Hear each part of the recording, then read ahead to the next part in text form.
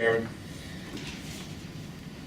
House Bill 1681 is a bill that addresses zero-based budgeting. And it says that whenever a state agency which receives general fund revenue requests the governor or his designee for funding to be included in the governor's next executive budget, the state agency shall submit its budget request utilizing a zero-based budgeting methodology. This is truly budget reform. I hope that this committee and that anyone else who hears this won't think of this as some wild-eyed, pie-in-the-sky dream, because it's not. It is a method that works. It's been proven in other places. It's a way to correctly identify wasteful spending. I think it ensures responsible use and accountability of the taxpayers' money. One example that I can give you, in Texas in 2003, the state legislature bridged a $10 billion gap in their budget, and they consolidated 12 health and human service agencies into 5 by going to a zero-based budgeting method. It provides even greater transparency to the budget process, and the advantages far outweigh any objections that I can think of to the bill. I would tell you that it obviously would have a fiscal impact, and if you would indulge me, the fiscal impact statement that I have, I'll share with you. The implementation of zero-based budgeting would require additional staff and time in the budget process, both at the Department of Planning and Budget and for the other state agencies. DPB would need to develop detailed guidelines about how the methodology would be implemented. State agencies would be required to submit larger and more detailed budget packages and would have to review the additional, and DPB would have to review the additional materials. I don't question that, except that I think some of that work could be done in-house, and I think most of the costs would be one-time upfront expenses. At present, the state and its agencies have been working and training to develop a performance-based budgeting process already. I think this accelerates the idea, and I just submit that to you for your consideration.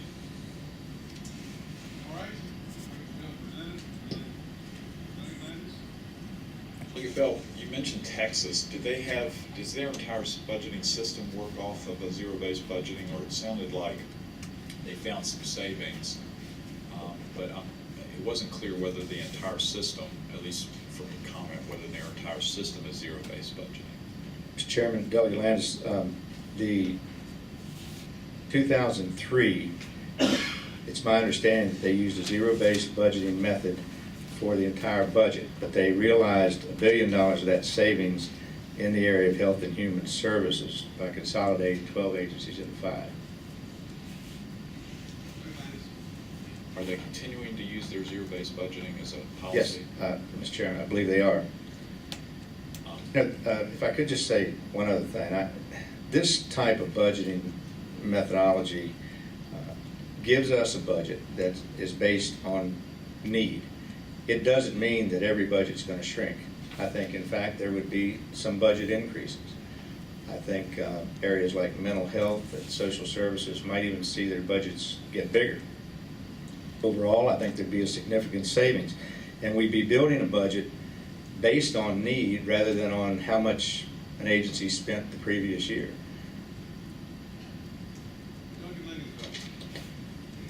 Delegate Bill, if a general fund agency were to submit a budget amendment moving money from one year to another year, or maybe moving money from forward or backward, the way I read your bill, they would be required, even though there was no relative increase in the overall biennial budget, the way I read your bill, they would have to then go through this zero-based approach.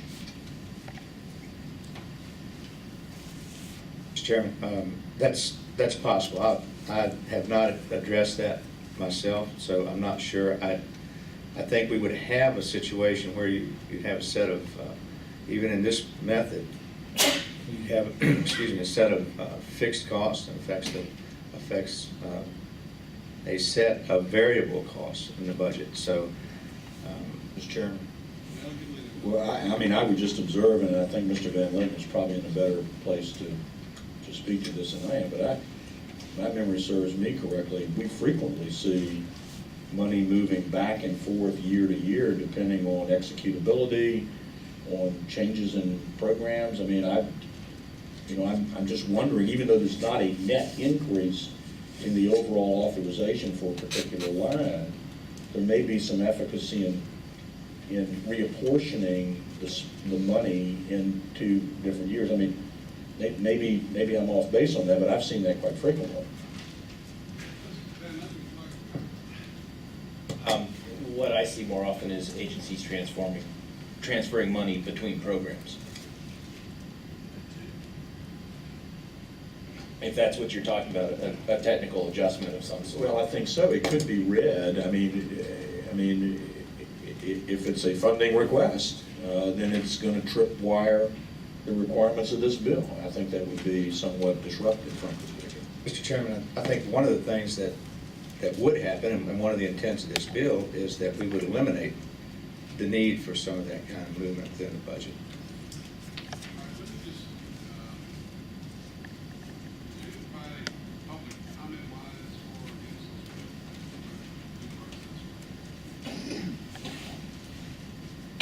Mr. Chairman, members of the committee, Steve Rossi, Family Foundation, Virginia, and we support the bill for the reasons stated by the delegate. Thank you.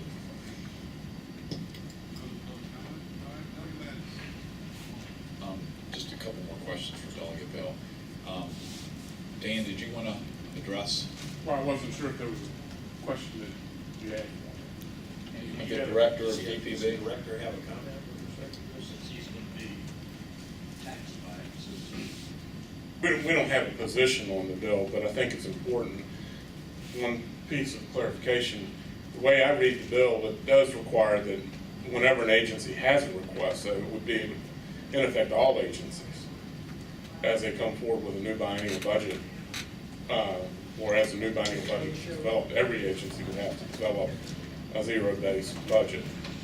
And I think it's important to note that in that zero-based concept, what you would be looking at then is not what has changed from the previous budget to the budget that is before you.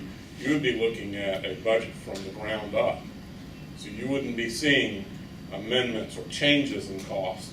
You would be seeing something, compared to a base that you'd seen previously, you would be seeing something that was completely recalculated from the ground up. Delegate Bell, thank you, Dan. One of the things Dan answered, apparently the administration is not taking a position on the bill, unless the governor is supporting it. But it sounds like they're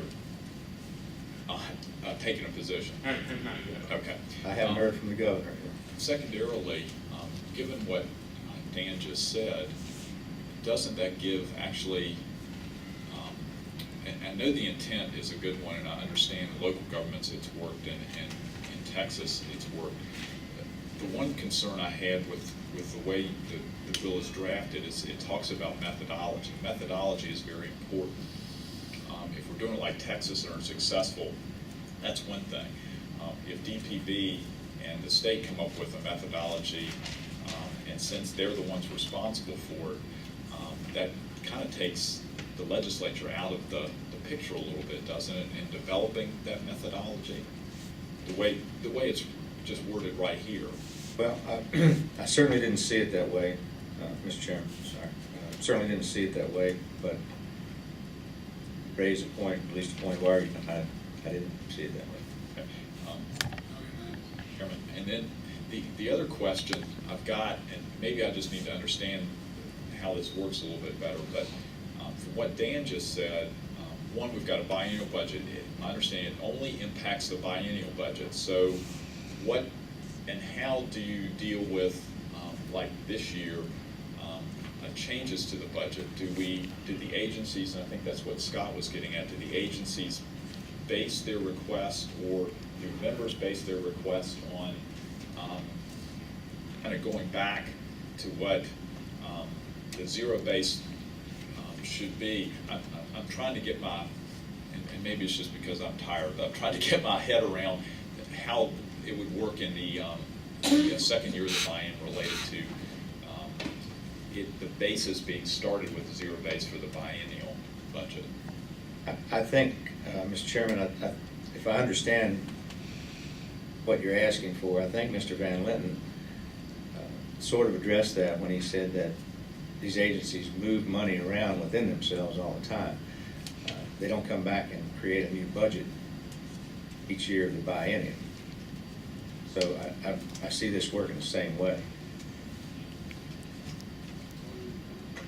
I was just describing what I thought Delegate Lingenfelter was asking, which was about a technical amendment that an agency might request to move money from Program 1 to Program 2, but it didn't change their budget, it didn't add to it. A number of agencies make requests for additional funding each year. Delegate May and then Delegate Scott.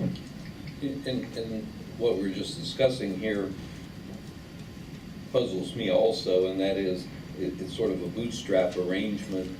I have to know what it is that's going to be spent before I can generate the budget that's going to determine what's going to be spent. I don't know how to get started on that. I assume that you take the amount of funds that are appropriated for the agency past year, and when they're generating any governor's amendments to it, they would look at that and say, here's our amount of money to be spent, and correct me if I'm wrong, here's the amount of money to be spent. If we're going to make any changes, for instance, I want to increase my IT capability, then I'm going to have to find some other group within that agency to take the money from. Is that basically it? Mr. Chairman, Delegate May, yes, I think that's an accurate assessment of it, but I think that's responsible budgeting. This is a way for us to examine where that money is being spent. Maybe we have more money dedicated to certain areas of a budget than we need to have. You would always have the data on what was spent to refer to. But then the answer is, yes, we will take last year's budgeted amount, and that'll be our starting point, and it will not be. How would you interject any new program, however meritorious or non-meritorious? The agencies would not have the ability to do that, if I understand it correctly.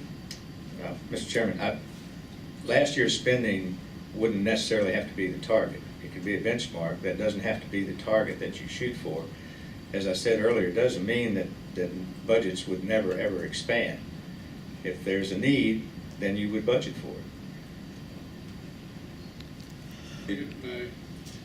May. Just as a observation, I'm actually sympathetic to what it is you're trying to do, but the implementation of it causes me to struggle a little bit.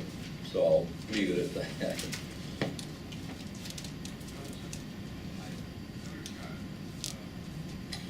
Mr. Chairman, I have a different perspective.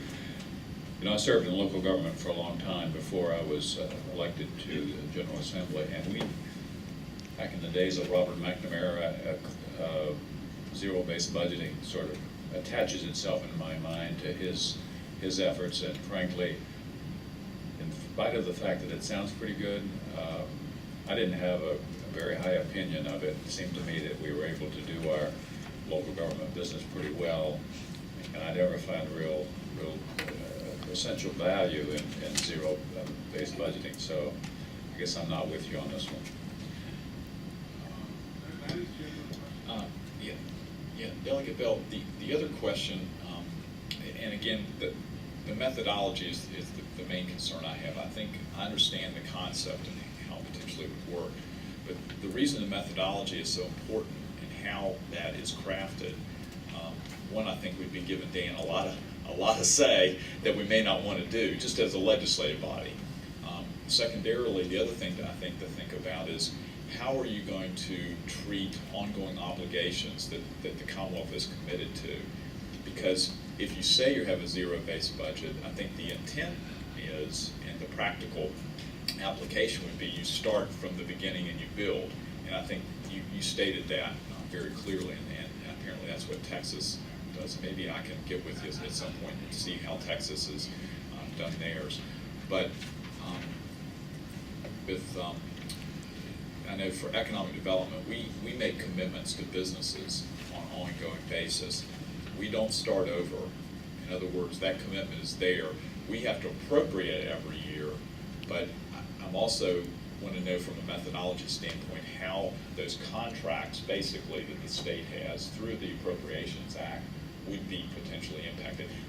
I don't know that they would, but that's just something that we need to think about. And then the other thing is, you know, we appropriate general funds and non-general funds. Would the universities be asked to submit to us building their budget from the base up? And I don't know what the ramification of that would be. That might be a good thing. From some of us, from the standpoint, don't always agree with how they spend money. But do we have the authority, or would the methodology include that? So those are just a couple other things to be thinking about. And I don't know if you've had a chance to look it up, what other states have done or how they've addressed those. Mr. Chairman, point's well taken. I think my vision for the bill is that everybody would fall under the umbrella, including higher education, because I think they bear some scrutiny right now. Mr. Chairman, Dick, thank you for bringing this bill forward. The concept is something I think is appealing to any of us.